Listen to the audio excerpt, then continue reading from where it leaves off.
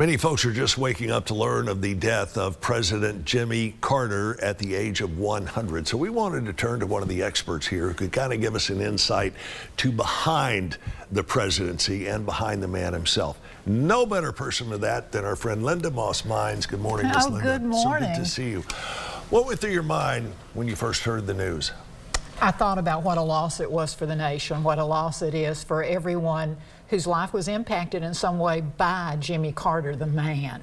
Above and beyond the presidency, the legacy of what one individual was able to do, granted in 100 years, but you know, it's interesting, some people live 100 years and don't leave a mark. Jimmy Carter lived 100 years and we can list so many things that he did. And as best he could, he was still continuing that service until just a few weeks before his death. He was, and I mean, I love to think, my mom had a saying, she said, you can either wear out or you can rust out.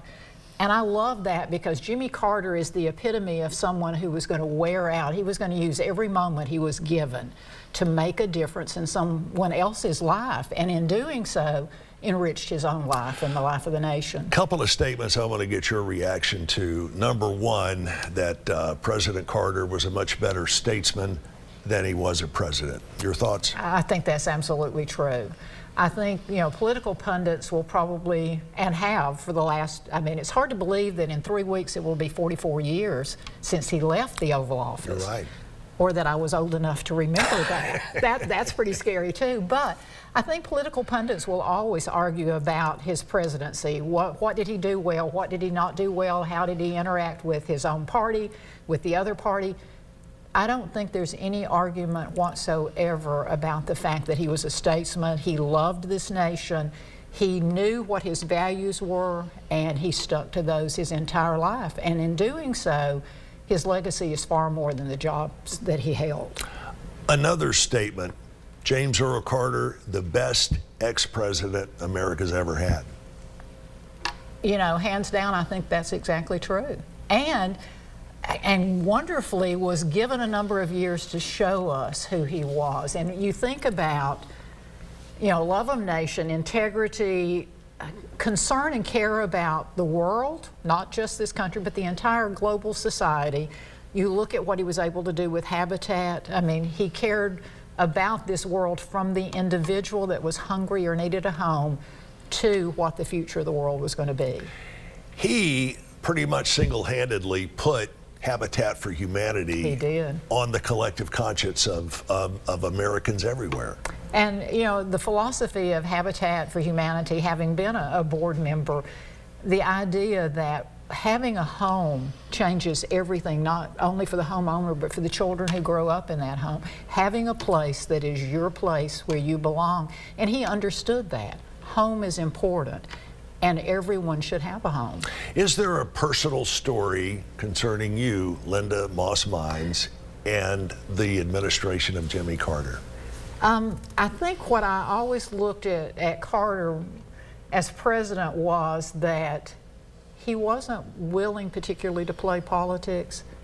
And I think probably the people who have the greatest legacy, you know, we can argue about all points of it, but are those who know what's important to them and they're not willing to compromise. Now, maybe that impacts their ability to get certain things done, but at the end of the day, I think what we look at in a human being is what was the level of integrity?